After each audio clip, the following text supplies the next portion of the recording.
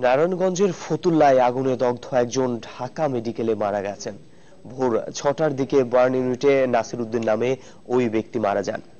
হাসপাতালে ভর্তি হওয়া বাকি ৫ জনের মধ্যে আশঙ্কাজনক অবস্থায় রয়েছেন ৪ জন। তাদের শরীরের ৮০ থেকে ৯০% পুড়ে গেছে। রোববার সন্ধ্যা ৬:৩০টার দিকে ফতুল্লার পঞ্চবটির রূপসী হাউজিং অবস্থিত সোসাইটি ফর সোশ্যাল সার্ভিস নামে একটি এনজিওর অফিসে আগুন লাগে। এতে দগ্ধ হন ৭ জন। নতুন একাডেমিক ভবন বরিশাল মেডিকেল কলেজ ছাত্রীদের বরাদ্দে স্বাস্থ্য মন্ত্রণালয়ের চিঠির প্রতিবাদে বিক্ষোভ মিছিল করেছে নার্সিং কলেজের কয়েকশো শিক্ষার্থী। রোববার রাতে মেডিকেল কলেজ হাসপাতাল ক্যাম্পাসে এই মিছিল করে তারা। পরে একাডেমিক ভবনের সামনে বিক্ষোভ সমাবেশ হয়। এ সময় শিক্ষার্থীরা মন্ত্রণালয়ের সিদ্ধান্তের বদলেরও দাবি জানান। গত ৩ এপ্রিল ৪ তলা নতুন ভবনটির দায়িত্ব বুঝে নেয় নার্সিং কলেজ কর্তৃপক্ষ। তবে বরিশাল মেডিকেল কলেজের নতুন ছাত্রী হল নির্মাণ শুরু হয় তাদের ওই ভবন বরাদ্দে চিঠি দেয় স্বাস্থ্য মন্ত্রণালয়।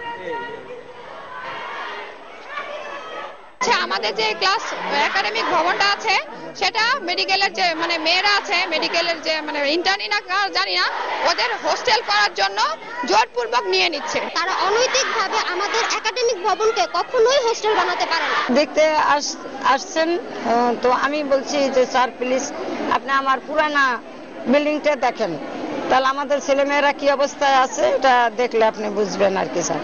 কেন ওটা দেখার দরকার নেই। এমবিবিএস ছাত্রীরা যে পুরাতন ছাত্রীনিবাসে বসবাস করত সেই বিল্ডিংটি বসবাসের জন্য ঝুঁকিপূর্ণ হয়। ওদের বিকল্প বসবাসের জন্য আমরা ক্যাম্পাসের মধ্যে কি কি অপশনস আছে সেগুলো দেখি, কিন্তু আমরা কখনোই নার্সিং প্রিন্সিপাল কাছে ডিমান্ড করি নাই বা এটা তাদের হাতে ন্যস্ত হওয়ার কোনো ডিমান্ড করি নাই।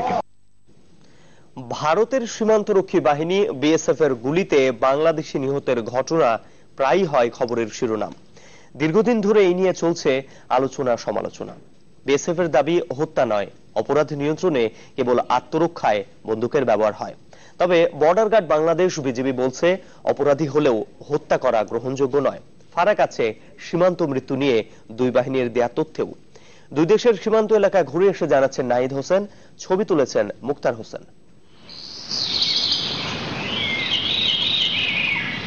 না বললে বোঝা দুষ্কর, দুই প্রান্তে দুটি দেশ, একদিকে ভারত অপরদিকে বাংলাদেশ।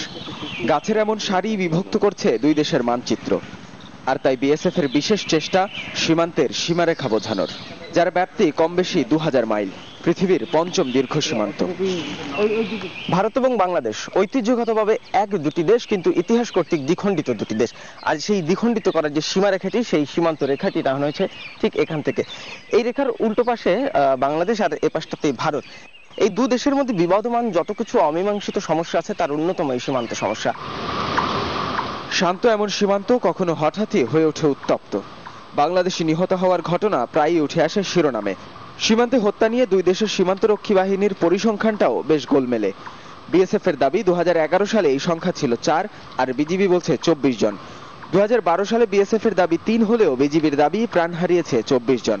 2013-তে বিএসএফ এর 6 আর 2014 সালে একজন দাবি করলেও বিজিবি বলছে 18 আর 24 জনের কথা। আর চলতি বছর বিএসএফ এর তালিকা এখনো শূন্য থাকলেও বিজিবি জানাচ্ছে 6 জন নিহতের কথা। হত্যার এসব অভিযোগ বিএসএফ এর দিকে, তবে তাদের দাবি আত্মরক্ষায় গুলি ছোড়া হয়, হত্যার উদ্দেশ্যে নয়। Even if we are attacked and the person life is not in danger, he is not likely to be killed by the adversary. Till the time he will maintain the restraint and he will not fire. Even if he will fire from the pump action gun that is non-lethal and he will aim below the knee. Zero line অতিক্রম করার অভিযোগও আছে BSF এর বিরুদ্ধে, যদিও তা নাকচ করেছেন বাহিনীটির দক্ষিণাঞ্চলের প্রধান। They will not go into the territory of Bangladesh. They will not violate the sanctity of the border. We have very clear instructions for this, and anybody who does so will face very strict disciplinary action from our side. অবশ্যই এই অভিযোগ উড়িয়ে দেননি border guard Bangladesh বিজিবির মহাপরিচালক। শূন্য রেখার এই পাশে যে ইনসিডেন্ট হয় না আমি সেটা বলবো না, দু একটা হয়েছে এবং সেটা নিয়ে আমরা খুব সিরিয়াসলি, ইভেন কি গত মাসে একটা ইনসিডেন্ট হয়েছিল, এবার স্বরাষ্ট্র সচিব পর্যায়ে যে মিটিংটা হয়েছিল আমি সেটা কিন্তু এত জোরালো ভাবে সেখানে আমি উপস্থাপন করছি, যেগুলো হবে যেটা অন্যায় সেটাকে ওরকম ভাবে যে you must take action against this. তবে যাই ঘটুক, হত্যা কোনোভাবেই গ্রহণযোগ্য নয় বলে মত বিজিবি প্রধানের। Maybe he is a smuggler, তারপরে তো he is a human being, তাকে মারার তো অধিকার নাই। তো সেটা আমরা সবসময় জোরালো ভাবে বলি, এবং যত আমাদের যে সকল পর্যায়ে কিন্তু এটাকে আমরা হলো টপ প্রায়োরিটি দিয়ে হলো আলোচনা করি। তখন আর সীমান্ত আরো শান্তিপূর্ণ করে তুলতে জনবল অবকাঠামোর উন্নয়নও জরুরি বলে মানছেন বিজিবি প্রধান। Nahid Hossain, channel 24, Dhaka. Supreme court আইনজীবী সমিতি নির্বাচনে আজ হবে দ্বিতীয় দিনের ভোট। সকাল 10টা থেকে চলবে টানা বিকেল 5টা পর্যন্ত। রোববার শান্তিপূর্ণভাবে হয় প্রথম দিনের ভোট। এবার আওয়ামী লীগ সমর্থক আইনজীবী প্যানেল সাদা প্যানেল থেকে সভাপতি পদে ইউসুফ হোসেন হুমায়ুন ও সম্পাদক হতে লড়ছেন মমতাজ উদ্দিন আহমদ। অন্যদিকে বিএনপি জামাত সমর্থক নীল প্যানেল থেকে সভাপতি পদে প্রতিদ্বন্দ্বিতা করছেন খন্দকার মাহবুব হোসেন, আর সম্পাদক হতে লড়াই করছেন মাহবুব উদ্দিন খোকন।